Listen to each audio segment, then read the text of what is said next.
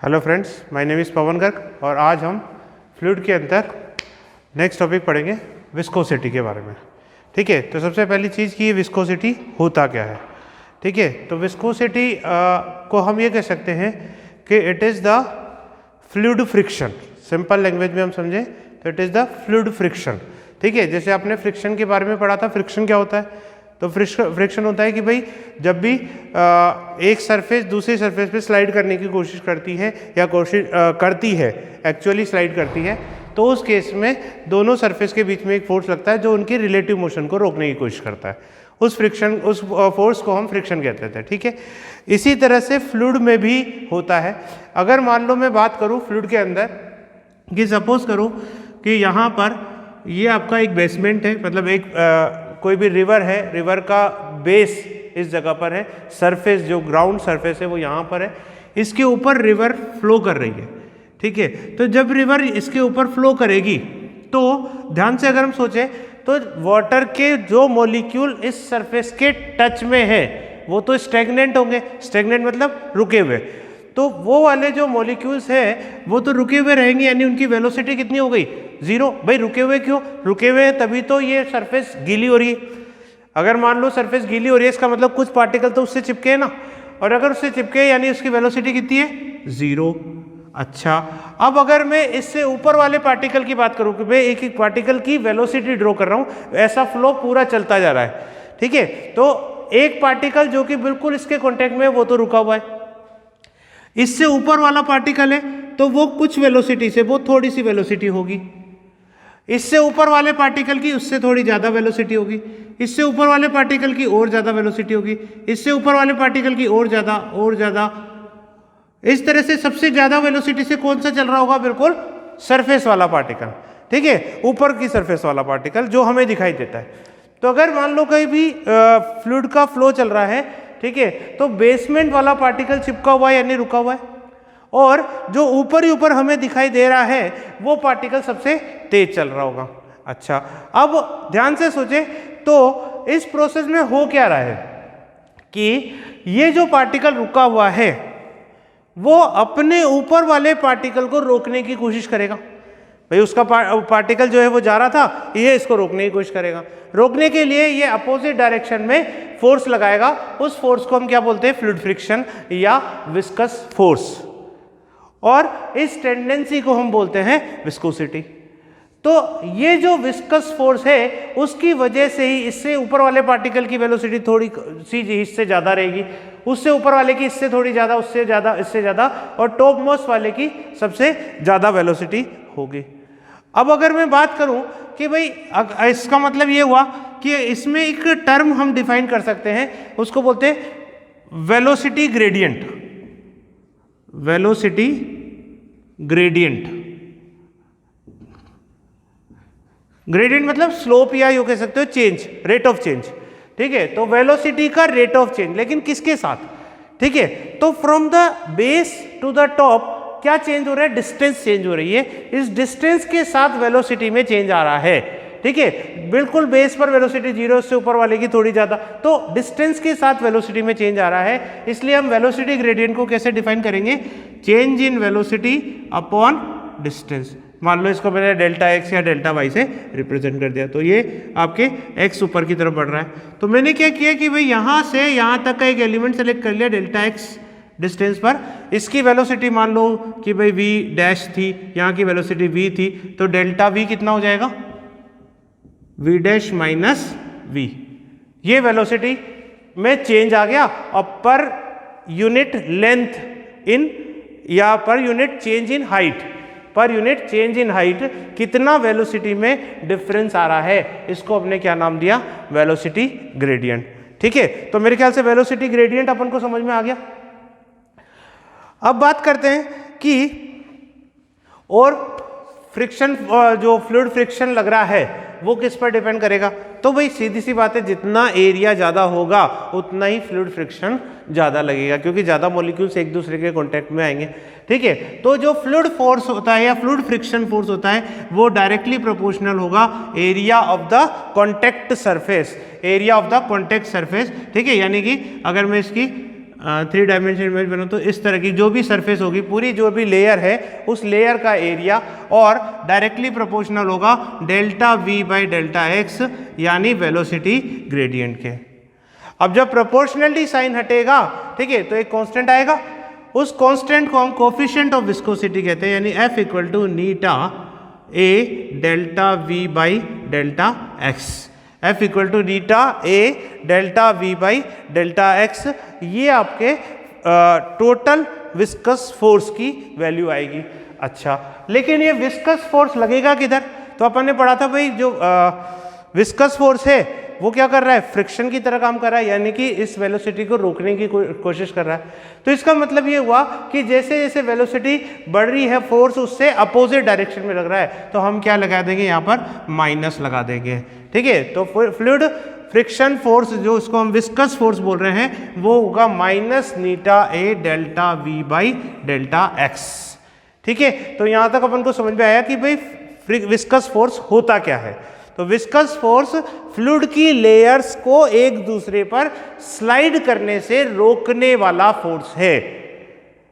Fluid की layers को, fluid की बहुत सारी लेयर्स बन रही है मान लो, ठीक है, तो एक लेयर दूसरी लेयर के साथ रहना चाहती है, तो अगर दूसरी लेयर तेज दौड़ रही है तो नीचे वाली लेयर उसे रोकने की कोशिश करेगी, उसके लिए जो वो फोर्स लगेगा उसे हम विस्कस फोर्स कहेंगे। वो viscous force Neeta A delta we by delta x के बराबर होता है। अब इसमें सारी चीजें अपन को समझ में आनी चाहिए कि क्या है। ए क्या है? एरिया ऑफ द लेयर, जो भी लेयर आप कंसीडर कर रहे हो उसका एरिया ऑफ सेक्शन।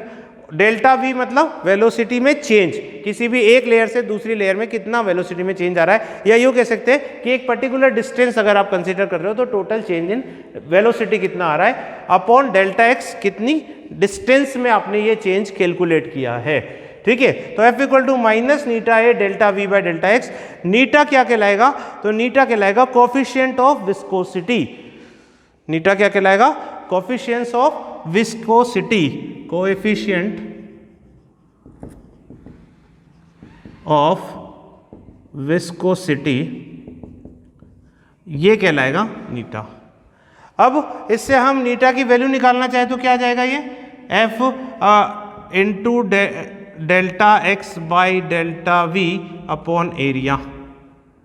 अगर मैं मैग्नीट्यूड की बात कर रहा हूँ इसको, क्योंकि ये तो कोफिशिएंट है ना, कांस्टेंट वैल्यू आएगी, तो F delta x by A delta we, ये अपने पास नीटा की वैल्यू आएगी। अगर मैं इसमें सपोज करो कि डेल्टा एक्स की वैल्यू 1 रख दूं, डेल्टा वी की वैल्यू 1 रख दूं, ए की वैल्यू भी 1 रख देता हूं, तो क्या मैं कह सकता हूं कि नीटा इज इक्वल टू एफ आ जाएगा? नीटा इज इक्वल टू एफ का क्या मतलब हुआ? या अगर हम बात करें डेल्टा, यो भी कह सकते हो कि भाई delta we by delta x की वैल्यू 1 रख दो, तो सीधा delta we by delta x की वैल्यू 1 रख दो, ए की वैल्यू 1 रख दो, तो उस केस में नीटा इक्वल टू एफ आ गया। इसका मतलब क्या हुआ कि अगर मैं एक यूनिट एरिया की लेयर ले रहा हूं, सारी जो लेयर्स हैं फ्लूइड की, वो यूनिट एरिया मतलब 1 मीटर स्क्वायर हो सकता है, 1 सेंटीमीटर स्क्वायर, तो यूनिट एरिया की 2 लेयर्स के बीच में अगर वेलोसिटी ग्रेडियंट 1 मीटर पर सेकेंड अपॉन मीटर, यानी 1 अपॉन सेकेंड यूनिट होगी इसकी। ठीक है, तो अगर फ्लूइड की 2 लेयर के बीच में, जो कि यूनिट एरिया की लेयर है, अगर 1 सेकेंड इनवर्स का वेलोसिटी ग्रेडियंट आ रहा है, तो उस केस में उन लेयर्स के बीच में जितना विस्कस फोर्स लगेगा उसे कोफिशिएंट ऑफ विस्कोसिटी कहेंगे। ठीक है, तो यूनिट एरिया की लेयर ली अपन ने और यूनिट वेलोसिटी ग्रेडियंट लिया, तो जितना फोर्स लग रहा है उसे हमने कोफिशिएंट ऑफ विस्कोसिटी कहा। ठीक है, तो ये एक टर्म हो गई भाई अपने पास, कोफिशिएंट ऑफ विस्कोसिटी। अब इसकी अगर हम बात करें यूनिट की, तो भाई इस नीटा की यूनिट क्या होगी? तो इसकी यूनिट जो है सीजीएस यूनिट में तो आती है पोइज, और जो एसआई सिस्टम है उसके अंदर ये वैल्यू आती है पोइजली।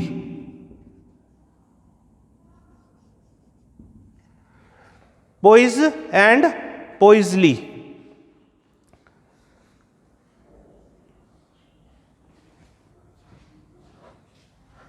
पोइजली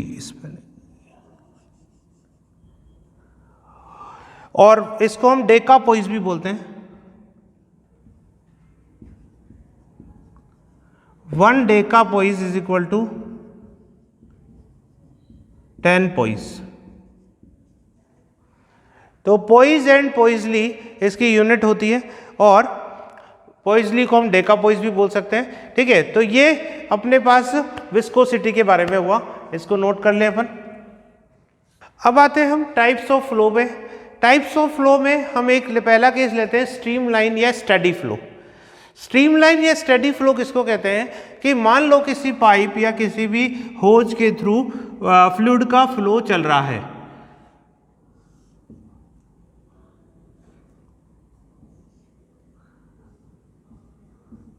अब मैंने इसमें कोई भी एक क्रॉस सेक्शन पकड़ लिया या कोई भी एक पॉइंट कंसीडर कर लिया। अगर इस पॉइंट से जो भी लेयर्स या यो कह सकते हो जो भी वाटर मॉलिक्यूल्स गुजर रहे हैं, जो भी वाटर मॉलिक्यूल्स या जो भी फ्लूइड के मॉलिक्यूल्स हैं वो इससे गुजर रहे हैं, अगर मैं उधर एक लाइन बनाऊं तो उसे हम बोलते हैं फ्लूइड लाइन। ठीक है, या फ्लो लाइन जो है, अगर कोई भी जैसे मॉलिक्यूल इधर जा रहा है तो इस पॉइंट पर मैंने टेंजेंट डाल दी, ये फ्लो लाइन कहलाएगी या फ्लूइड लाइन कहलाएगी। तो स्ट्रीमलाइन फ्लो किसको कहेंगे? स्ट्रीमलाइन कहेंगे कि भाई अगर मान लो किसी भी एक पॉइंट से गुजरने वाले हर मॉलिक्यूल की वेलोसिटी कांस्टेंट हो। किसी भी एक पॉइंट से गुजरने वाले, जैसा नहीं है कि पॉइंट अलग हो गया तो वेलोसिटी अलग हो सकती है, जैसे ए और बी, इन दो पॉइंट पर वेलोसिटी अलग अलग हो सकती है, लेकिन बी से जब भी मॉलिक्यूल गुजरेगा, चाहे वो ए से होके आए कभी भी आए, उसकी वेलोसिटी हमेशा कांस्टेंट रहे, यानी उन सब की डायरेक्शन भी सेम रहे और स्पीड भी। तो उस कंडीशन को हम स्टेडी फ्लो या इन जनरल स्ट्रीमलाइन फ्लो कह सकते हैं। दूसरा होता है laminar flow. Laminar flow actually में फ्लूइड की लेयर्स के लिए डिफाइन होता है। जैसा मैंने अभी एग्जांपल बताया था कि भाई जैसे कोई भी रिवर फ्लो कर रही है, ठीक है, तो उस केस में हम सपोज करो हम एक लेमिनार फ्लो बनाने के लिए हमें कुछ प्रैक्टिकल एक्सपेरिमेंट ही करना पड़ेगा। इन जनरल लेमिनार फ्लो मिलता नहीं है। ठीक है, तो अभी आपको समझ में आएगा। भाई जो लेमिनार फ्लो है वो क्या होता है कि अगर मान लो जैसे फ्लूइड की आप डिफरेंट लेयर्स की बात कर रहे हो, तो अगर ये फ्लूइड की लेयर्स एक दूसरे को इंटरसेक्ट नहीं कर रही, यानी कि जितने भी वाटर है मॉलिक्यूल्स है वो बिल्कुल आराम से सीधे सीधे, एक पूरी लेयर एक सीधी जा रही है, नीचे वाली लेयर एकदम सीधी सीधी जा रही है, तो अगर मान लो ये एक दूसरे में ज़्यादा इंटरसेक्ट नहीं कर रही, सीधा सीधा फ्लूइड का फ्लो चल रहा है, तो उस कंडीशन को हम बोलते हैं लेमिनार फ्लो। और इसी का अपोजिट हो जाता है फिर टर्बुलेंट फ्लो, जो इन जनरल आपको देखने को मिलता ही है कि कोई भी पाइपलाइन या किसी से भी फ्लूइड चल रहा है तो वो ऐसे घूमता घूमता घूमता आगे बढ़ता रहता है, यानी एक लेयर दूसरी में चली जाएगी, दूसरी नीचे जाएगी, और ऐसे मॉलिक्यूल्स घूमते हुए आगे बढ़ते जाते हैं। तो इस तरह के जो भंवर टाइप बनते हैं, आपने देखा होगा जब फ्लूइड फ्लो चल रहा है, तो उस तरह के फ्लो को हम क्या बोलते हैं? Turbulent flow. ठीक है, तो तीनों में डिफरेंस समझ में आ गया अपन को। स्ट्रीमलाइन फ्लो मतलब किसी भी एक पॉइंट या किसी भी एक क्रॉस सेक्शन से पास होने वाली ये जो वेलोसिटीज है वो सेम रहनी चाहिए। कोई भी पार्टिकल पीछे से आएगा तो यहाँ उसकी वेलोसिटी वही रहेगी, भले अलग क्रॉस सेक्शन या अलग पॉइंट कंसीडर करोगे तो वहाँ वेलोसिटी चेंज हो जाएगी। लेमिनार फ्लो मतलब सारी की सारी जो फ्लूइड है उसकी लेयर्स एक दूसरे में बिना इंटरसेक्ट करे आराम से सीधी सीधी जा रही है, और टर्बुलेंट में बिल्कुल भंवर बनाते हुए, यानी वो मॉलिक्यूल्स घूमते घूमते आगे बढ़ रहे हैं, तो उसे हम टर्बुलेंट फ्लो कहते हैं। ठीक है, तो तीनों क्लियर है अपन को।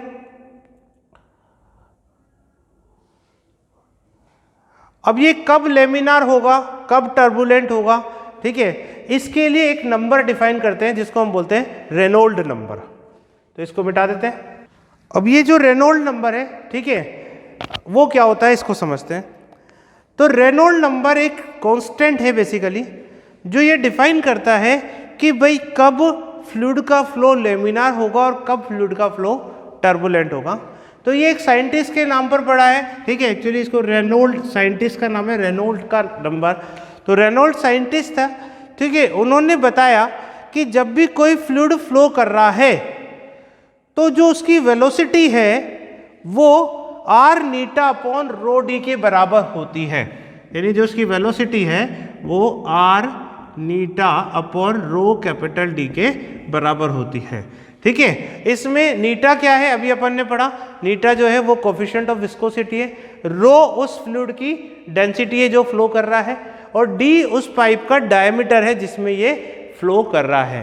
तो V इक्वल टू और R हमारा है रेनॉल्ड नंबर, जो कि एक कांस्टेंट की तरह यहाँ पर आया है।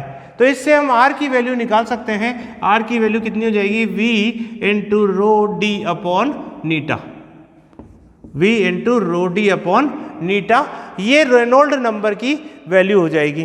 ठीक है, अब इसमें ऐसा देखा गया कि जब भी इस R की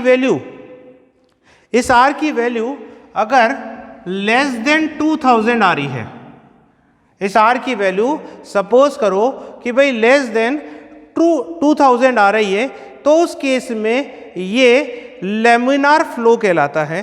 ठीक है, ये कौन सा फ्लो कहलाता है, लेमिनार फ्लो। और अगर इस R की वैल्यू ग्रेटर देन 3000 आ रही है, तो इस कंडीशन में इसको हम बोलते हैं टर्बुलेंट फ्लो। हालांकि ये कोई एक फिक्स्ड बाउंड्रीज नहीं है, बट नियर अबाउट जब हमने डिफरेंट फ्लूइड्स के लिए कैलकुलेट किया, तो अगर R की वैल्यू 2000 से छोटी आ रही थी, तो जो फ्लो है वो लगभग स्ट्रीम लाइन एक के पीछे एक आराम से चल रहा था, वो दैट इज लेमिनार फ्लो। और 3000 से ज़्यादा होने पर टर्बुलेंसी स्टार्ट हो गई थी, मॉलिक्यूल्स घूमना स्टार्ट हो गए थे। ठीक है, तो इसे टर्बुलेंट फ्लो बोलते हैं। अब इसमें 2000 से 3000 के बीच में क्या होगा, तो ऑब्वियसली आप समझ गए होंगे कि ये 2000 से 3000 के बीच में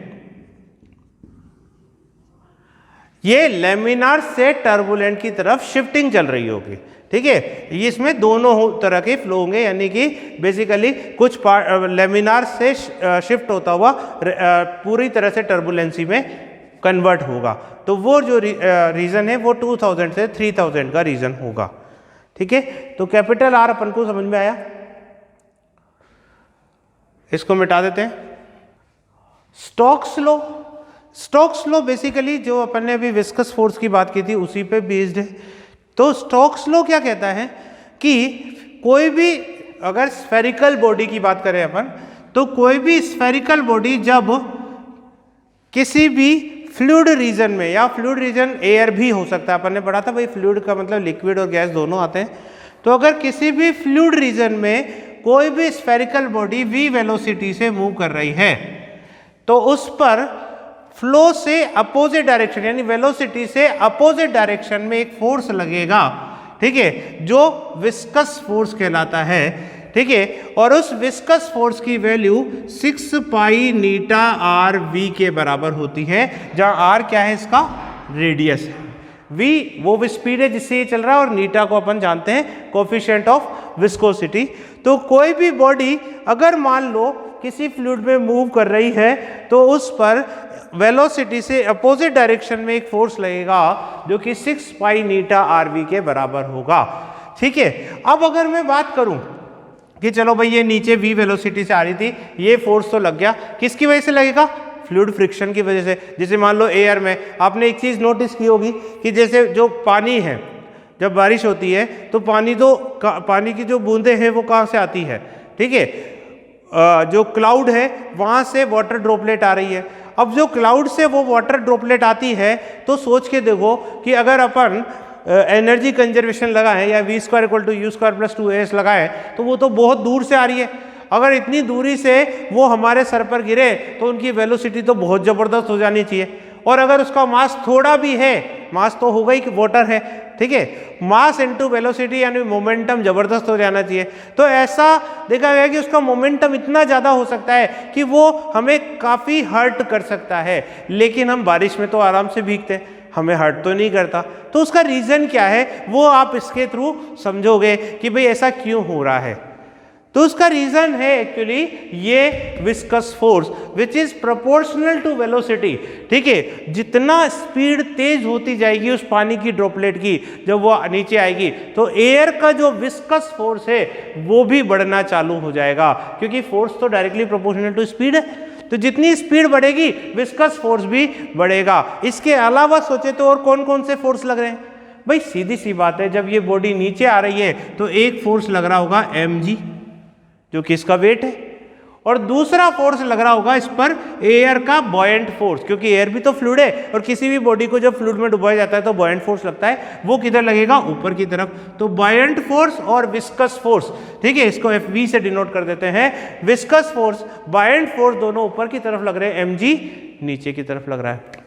अच्छा, अब ध्यान से सोचें तो पहले मैं इनकी वैल्यू लिखता हूं, ठीक है। विस्कस फोर्स की तो अपन लिख चुके हैं, mg यानी वेट ऑफ द बॉडी की वैल्यू कितनी आएगी, वेट ऑफ द बॉडी की वैल्यू आएगी, m क्या है, मास, मास को मैं डेंसिटी इनटू वॉल्यूम बोल देता हूं। अब देखो यहाँ दो डेंसिटी काम में आएगी, एक इसके सराउंडिंग में जो फ्लूइड है, ठीक है, तो उसको हम सराउंडिंग यानी रो सराउंडिंग बोल देते हैं। जो भी एयर है या जो भी है उसकी डेंसिटी कुछ तो होगी, ठीक है, उसको हम रो सराउंडिंग बोल देते हैं। और ये जो भी स्फेरिकल बॉडी है, चाहे वो वाटर ड्रॉपलेट हो सकती है या कुछ और भी चीज, तो उसकी बॉडी, उसकी डेंसिटी को हम रो बॉडी बोल देते हैं, रो बी, ठीक है। तो इस केस में पहले हम लिख रहे हैं वेट, वेट क्या होगा, डेंसिटी इंटू वॉल्यूम इंटू जी, मास इंटू जी।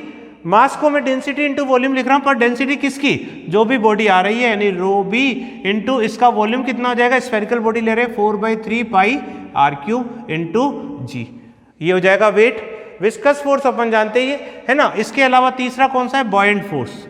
बॉयंट फोर्स अपन ने पढ़ा था rho liquid into v submerged into g, ठीक है। तो यहाँ रो लिक्विड की जगह रो सराउंडिंग आ जाएगा, जिसके अंदर उसे डुबोया गया है, इंटू वी सबमर्ज्ड, वी की कौन है, जो डूबा हुआ है, ठीक है, उसका वॉल्यूम कितना है, तो वो इतना ही है 4/3 पाई r³ और इंटू जी, ये बॉयंट फोर्स हो गया। अब सोच के देखो कि भाई ये जो है इसमें भी वेलोसिटी नहीं आ रही, इसमें भी वेलोसिटी नहीं आ रही, मतलब ये दोनों तो कांस्टेंट ही है।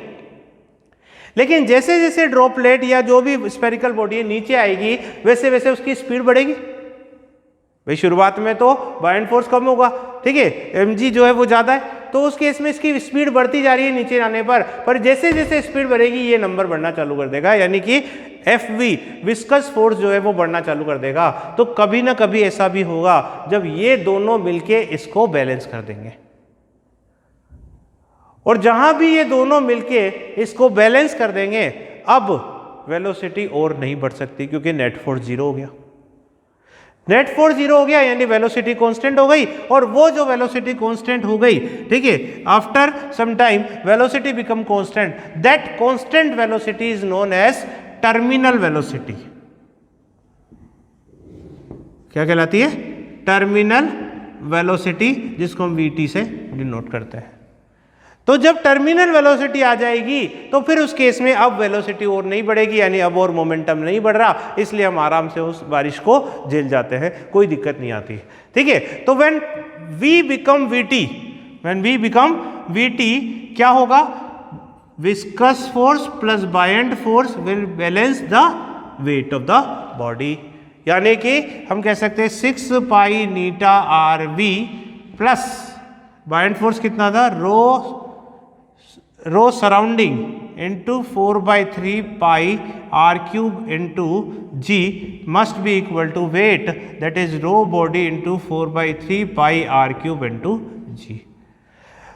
ये कब होगा, जब V की वैल्यू किसके बराबर होगी, VT के, ठीक है, इसलिए मैंने V की जगह VT रख दिया। अब मुझे VT की वैल्यू निकालनी है कि भाई कितनी टर्मिनल वेलोसिटी आएगी, तो निकाल लेते हैं। इसको उधर रख देते हैं पहले, तो VT इसको चलो यही रखते हैं अभी 6 पाई नीटा R, ठीक है, कुछ काट दें, ये हो जाएगा 3 से कट जाएगा, ये 2 टाइम और ये भी 2 टाइम, ठीक है। तो अब इसको इधर ले जाओ, तो 6 पाई नीटा VT इंटू R, 6 की जगह अब 3 पाई हो गया, इज इक्वल टू, ये इधर जाएगा तो क्या क्या कॉमन आ रहा है, 2 पाई r³ इंटू जी, और इधर क्या बचा, रो बॉडी माइनस रो सराउंडिंग, एक R से ये r³ में स्क्वायर रह जाएगा, ठीक है। तो ये हो गया, और 2/3, इसमें भी 2/3 आया, इसमें भी 2/3 आ गया, ये 3 आ जाएगा पाई से, ये पाई भी शहीद हो जाएगा, यानी कि VT की वैल्यू कितनी आई देखो जरा, तो ये हो जाएगा 2 2 जा 4 बाई 3 3 जा 9, और r² G अपॉन नीटा, ये नीचे आ जाएगा, into rho body minus rho surrounding, ये टर्मिनल वेलोसिटी आ जाएगी। इतनी टर्मिनल वेलोसिटी से अब ये कांस्टेंट वेलोसिटी से बॉडी इस फ्लूइड के अंदर ट्रेवल करेगी। इसको नोट कर लें। चलो मिटा देते हैं अब इसको। चलो भाई, तो अब एक क्वेश्चन लेते हैं अपन।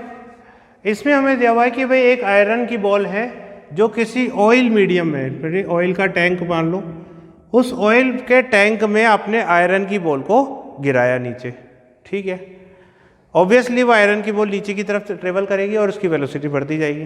ठीक है, तो उस आयरन की बॉल के रेडियस हमें दे रखा है 0.3 सेंटीमीटर, ऑयल जो है उसकी डेंसिटी दे रखी है और आयरन की डेंसिटी हमें दे रखी है। इसके अलावा हमें दिया है कि भाई जब ये नीचे जाएगी ऑब्वियसली विस्कस फोर्स बढ़ता जाएगा वेलोसिटी बढ़ने के साथ, तो कहीं ना कहीं टर्मिनल वेलोसिटी आ जाएगी। वो टर्मिनल वेलोसिटी आ रही है 0.5 सेंटीमीटर पर second.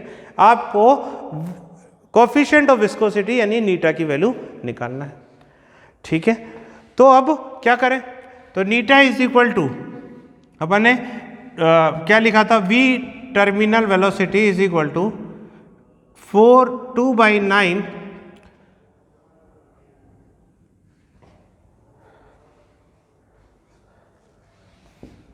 r square into g upon eta into rho body minus rho surrounding. 2/9 r square g upon eta rho B minus rho S. अब इसमें सारी वैल्यू डाल देते हैं। Vt की वैल्यू कितनी है 0.5। ठीक है, और 2/9 r स्क्वायर कितना होगा 0.3 का स्क्वायर। सारी चीज़ें अपन है ना CGS में रख देते हैं क्योंकि सब चीज़ें CGS में दिख रही है आपको, बस G की में ध्यान रखना पड़ेगा। ठीक है, 0.3 का स्क्वायर, G को मैं 989 रख लेता हूँ। ठीक है, 9.8 मीटर पर सेकेंड स्क्वायर होता है, तो सॉरी 980 सेंटीमीटर पर सेकेंड स्क्वायर हो जाएगा, डिवाइडेड बाय नीटा मुझे फाइंड आउट करना है। रो बी कौन है, जिस भी बॉडी को डुबोया यानी 7.8 माइनस रो सराउंडिंग। ठीक है, ऑयल में डुबोया तो 0.94। सारी चीज़ें नोन है, इसको कैलकुलेट कर लेंगे तो नीटा की वैल्यू आ जाएगी। इसको कैलकुलेट करने पर नीटा आ रहा है 268.9 पॉइस, 268.9 पॉइस। तो इस तरह से हम नीटा की वैल्यू कैलकुलेट कर सकते हैं। ठीक है, थैंक यू, आज के लिए इतना ही रखते हैं।